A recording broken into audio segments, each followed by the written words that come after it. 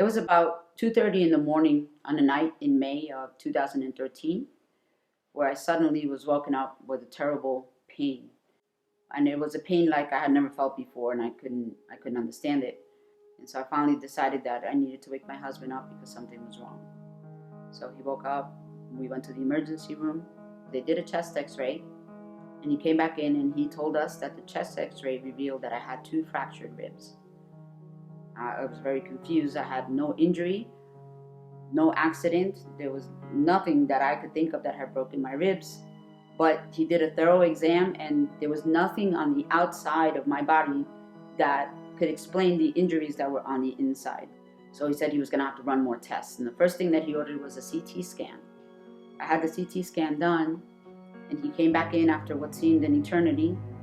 And he sat down and he told us that the CT scan revealed that I had a mass on my spine. He called it a paraspinal mass, which he explained to us is a mass that as it grows, it starts to wrap around wherever it is. So it essentially was growing and wrapping around my spine. In his opinion, that's what had broken the fractures, the fact that the mass was growing and putting so much pressure on my spine that it broke my ribs. So he said that immediately I needed to see a neurosurgeon, have an MRI done, so that they can then make the decision as to what the next step was. And in that moment, I had no medical insurance. We had talked about it. Up until I graduated from school, I had medical insurance as a student. And in July, my first day as a nurse, I would have medical insurance. So there was no point. We talked about it, and we thought there was no point in paying an astronomical amount of money for medical insurance for just a few months because I wasn't going to need it. I was healthy. I had not been to the doctor in a long time. And here we were now with this new problem, and I had no medical insurance.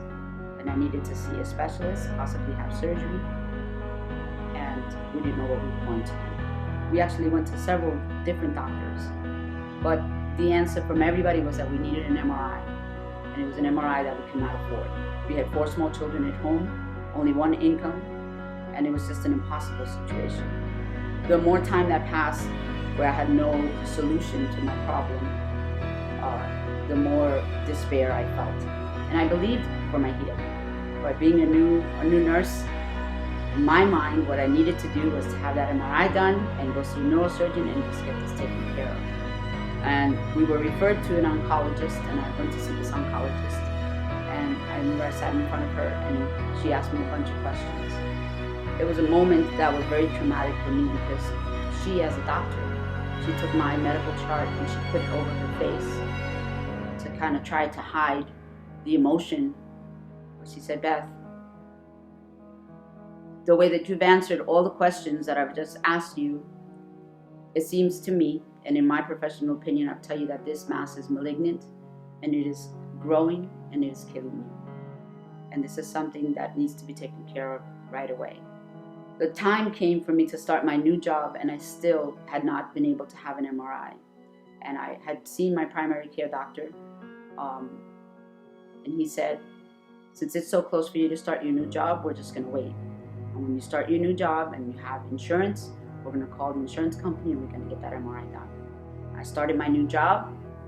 Our primary care doctor went ahead and submitted the request for me to have that MRI done, and the insurance company denied it.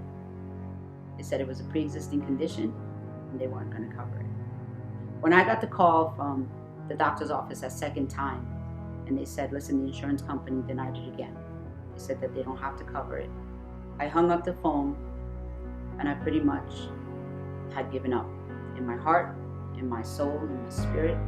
And I remember sitting on the bed, and I said, "I can't believe that I live in the United States of America. I work hard. My husband fought for this country. We take care of our bills. We do everything that we're supposed to do. We do everything the right way. And I'm going to die because I cannot have an MRI done." And on that day, I sat down on the bed and I said, "You know what, God? I give up." And I actually uttered those words out loud. I said, "I give up. I'm done. I'm not fighting anymore. I'm not taking any more pain medicine. I'm not doing anything else. I give up." Looking back now, I realize that in that moment, God sprung into action. Sometimes we hold him back with our own actions, and we don't allow him to move in the way that he wants to move.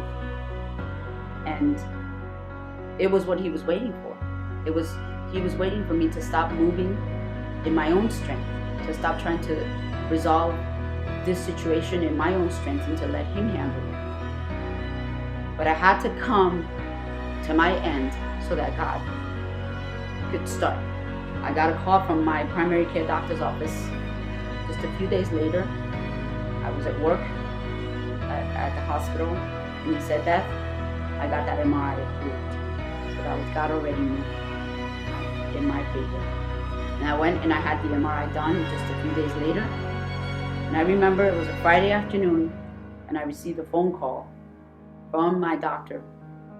And I knew in my heart that something was wrong.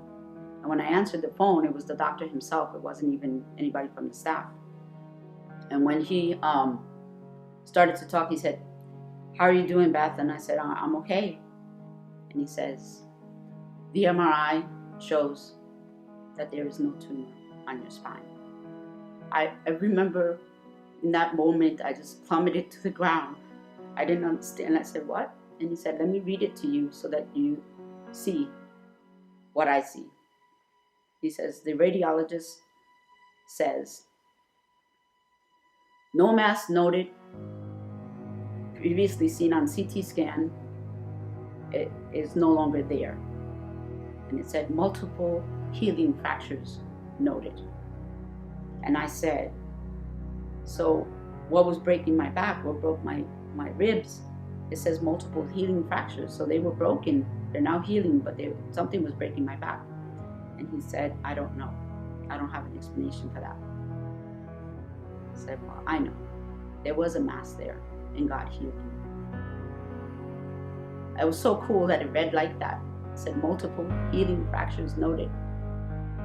Because even in that moment, I was still healing. I was receiving the healing. I was in a state of despair, in constant pain. I was sporting a mohawk that many people thought was super cool. And it wasn't because that's the haircut that I wanted. It was because I lost all my hair. I lost all my curls that I grew up with all my life. My hair was straight and I had very little hair. And so I had to cut it into a mohawk to kind of pretend so that people would think that that was intentional. But it was because I didn't have any hair. And so just by shaving it and wearing it that way, it looked like I had intentionally done that. So not only did God do surgery on me and heal me, where I didn't even have to see the neurosurgeon, He restored my faith.